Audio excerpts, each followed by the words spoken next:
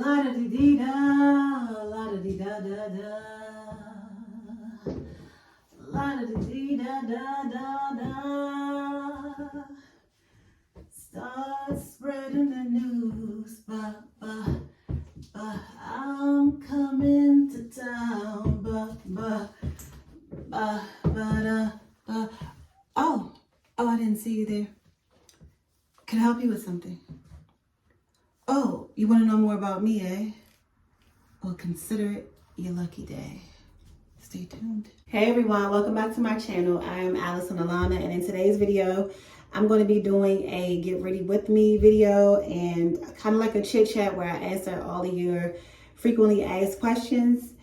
And if you're new here, make sure that you go ahead and subscribe on your way in, and also hit the like button as you're entering. And if you are a returning subscriber, thank you so much for always watching and supporting my channel.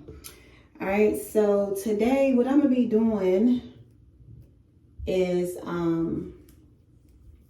a braided ponytail, and I typically would use my edge booster to lay my hair down, but I don't have enough, so I'm gonna have to try this. So hopefully this turns out well. I do have my freeze spray to help to mold my hair down, as well as this to flat iron my hair. All right, so I just shampooed my hair with the Redken Extreme shampoo and conditioner.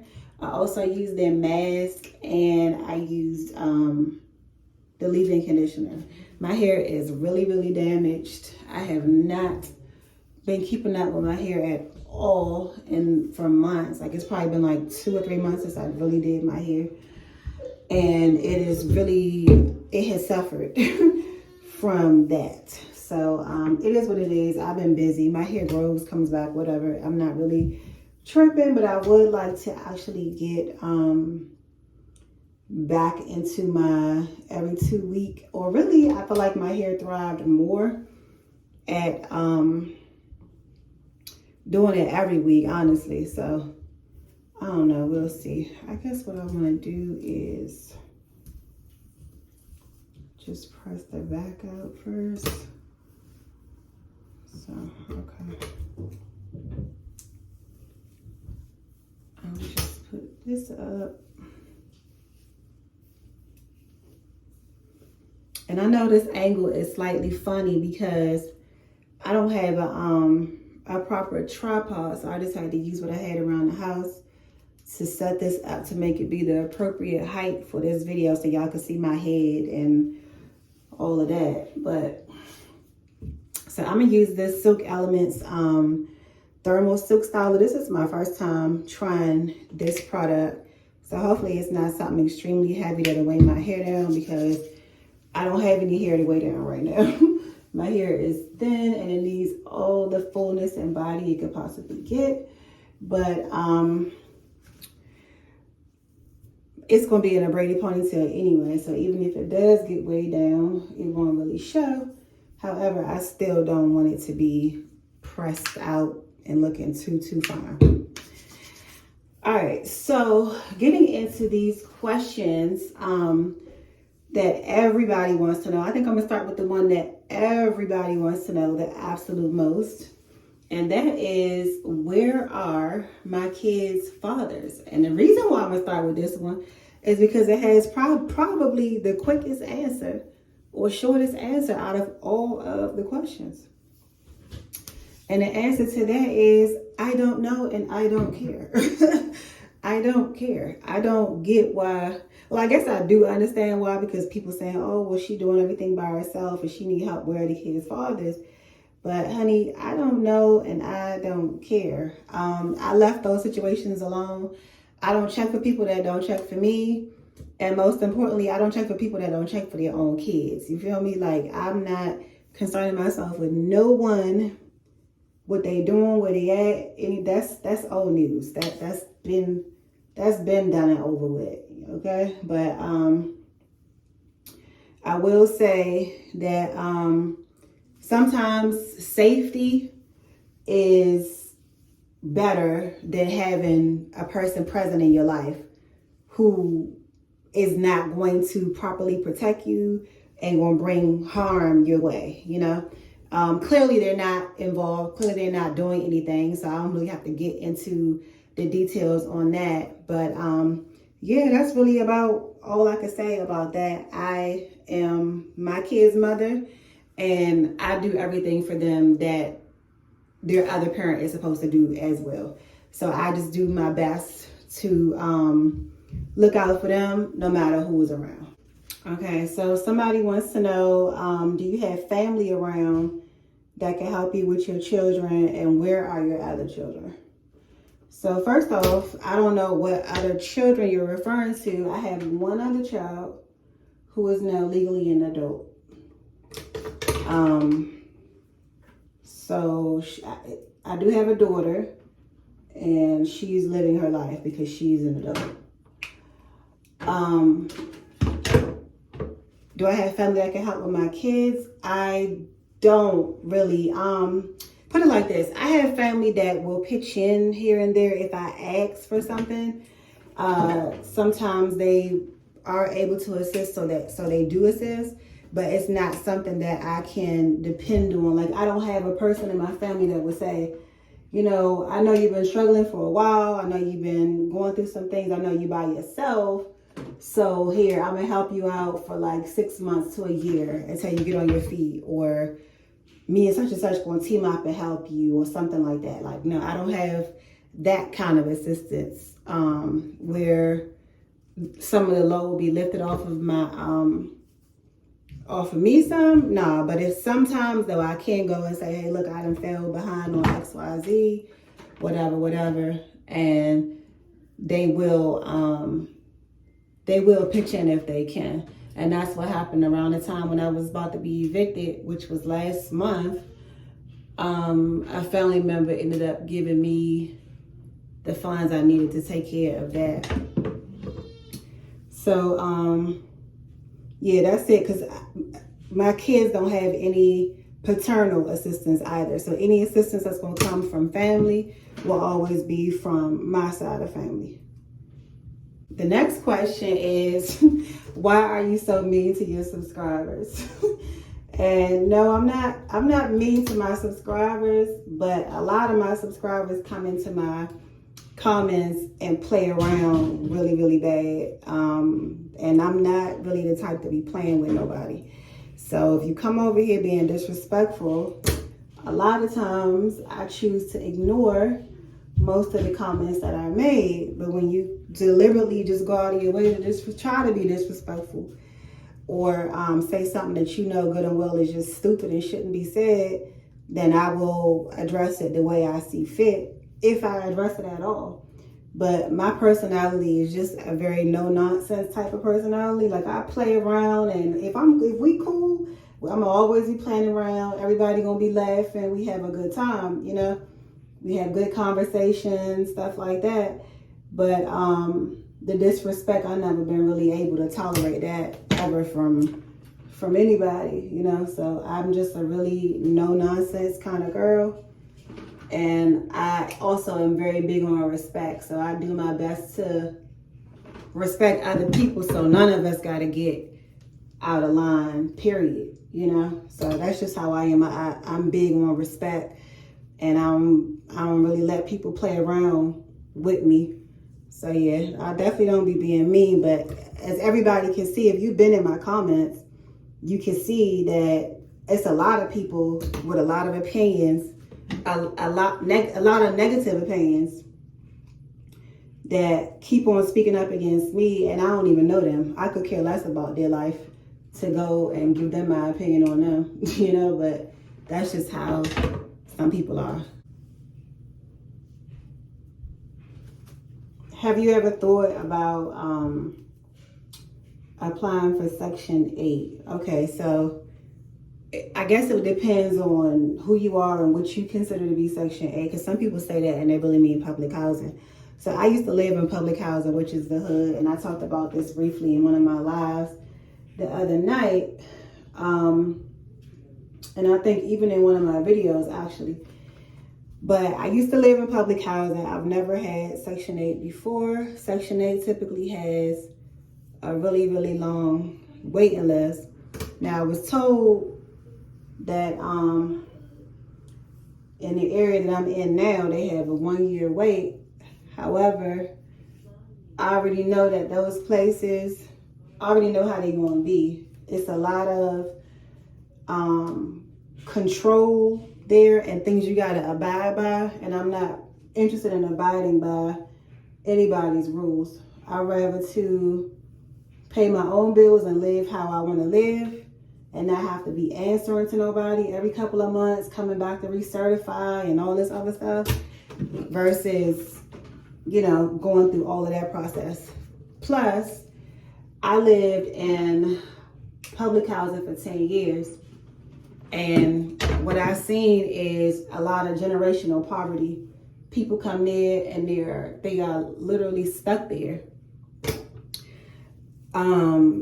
Great grandmothers live there, and it just trickles down on into newborns. Nobody really has that belief system that they could do better because they never seen anything better.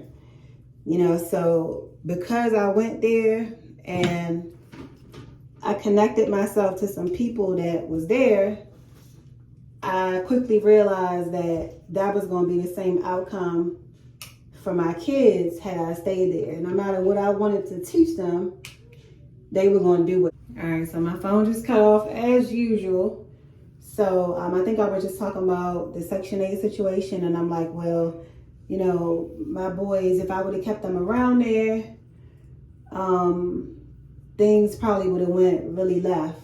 You know, like if I was still living there even to this moment, it just wouldn't have been wise for me to see or notice what I noticed when I got there and still try to raise my boys in that environment. People was getting killed, robbed, shot, beat up. Females was burning down their boyfriends' apartments around there. Kids was getting, all types of stuff was happening, you know? So the kids would be on the playground. People would start shooting right there. Nobody had any respect for any situation around there, you know? So I don't have any desire. My hair is really damaged. I'm probably just going to get it cut and get it braided eventually. But yeah, I don't have any desire to move back to public housing or to really be on Section 8, really. Now, if I could get a, Section 8 voucher that I could find a nice place to live in, that would be fun. But the place around here, they don't have Section 8 vouchers. They have public housing that has a 1-year waiting list. And most public housing places are ghetto. They hood. And I'm not knocking it. I used to do it. I used to live there. I used to be around there. But I just, with me raising little boys, even if I can't give them the best life at the moment, I know I could give them better than that. So if I got to struggle a little bit to keep them from being in that environment, I feel like it'll be all right, because I know for a fact what I feel inside, and my struggles are coming to an end. The next question was, have you thought about giving the washer and dryer back? No, I have not thought about giving the washer and dryer back because I need the washer and dryer.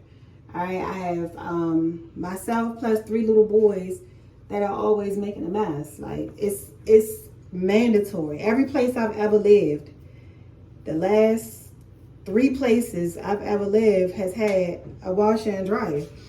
I would never go backwards on that. Now, it's been difficult to make my payments on time, yeah, but I'm all right. We good. I made my payment for June, so I don't owe them anything.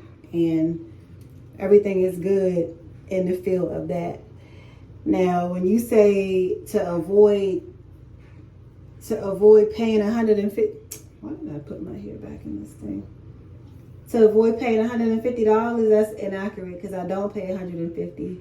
It's typically like $105 every month. The only time it's ever any higher than that is if they add like an in-home visit fee, or I guess a late fee or something along them lines. But other than that, my bill is typically $105 every month. So yeah, I find it more convenient to have a washer and dryer in my home so I can wash whatever they might spill food on, might have an accident on, might throw up on. Like it's not, I don't even know how it would be possible to have this many kids and no washer and dryer around, especially this many young kids. So no, I definitely don't want to give my washer and dryer back. I definitely think it's worth the $100 a month. My only regret on the washer and dryer is that they give you a cash price on the washer and dryer. So if you was to pay it off in 4 months, I would have paid the same as cash, which the washer and dryer was only $1,200. But because I went past the 4 months, now I had to pay like double, which was like $2,200. Which still is not outrageous for a washer and dryer. But I've paid them already so much money because I've had it for almost a year. You know, it would be silly of me to let all that money go to waste and give them the washer and dryer back versus just trying to pay it off and keeping my appliances. So yeah, that's how I see that. All right, so this is what the back of my head is looking like. It is so thin and so damaged, but I still do have some length, but it's just very thin. So as I proceed to press it out, the next question is, what keeps you going through all the negativity? So honestly, it's just my kids per se, but really I think even bigger than that is the fact that I know that God made promises to me. You know, like I know that I ask for things that I believe that I'm going to get with patience. And I know for some people it's really hard to be patient. They want to jump ahead. They kind of want to do their own thing because God don't necessarily move on our time. You know, it's always when He feels we're ready for what we are requesting. So with that being said, it's not, I don't have a reason to give up. If anything, I got stuff to look forward to. You know, my life has been up and down for a really long time. And I've had good times and bad times. And I know that things can be better because I've experienced better. So for me to just like up and quit and leave my kids to fend 100% by themselves would be crazy. Like we already done been through a whole bunch of stuff together that I never wanted to happen, but they did, you know? So why would I let them down even worse? Like I just know that I can make it through anything, especially with God on my side. I can make it through anything. So I don't even really have the desire to give up. You know, like I called myself trying to give up one time before, and it was funny. It's like 5 minutes later, I was like, "Girl, you tripping. Get back on your game." Because it's just, I don't know. It's just not in me. It's just not in me to give up. Like I said, I attempted to give up one time before, and it felt so weird and so foreign and so strange. I literally just had to laugh at myself because it's just not who I am. I just keep on going. I keep on trying. I keep on coming up with a plan. I keep on thinking out what I'm going to do. Like that's why I don't really trip over setbacks, because I know anything can be fixed.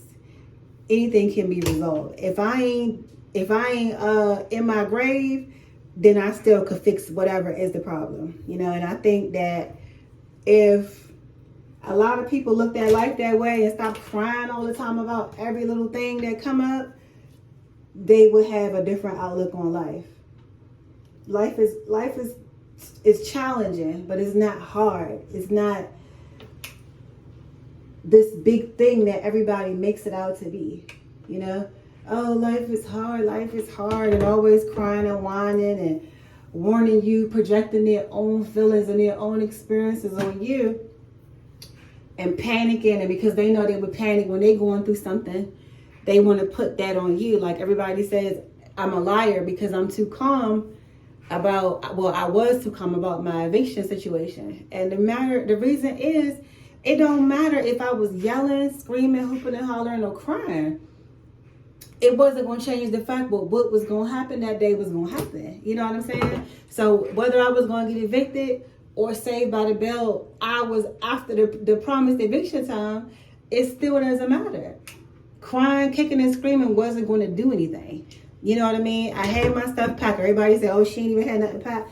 I did have my stuff packed. I had stuff packed days before. I just took it out of my vehicle and put it back in my house so I can go vacuum my truck.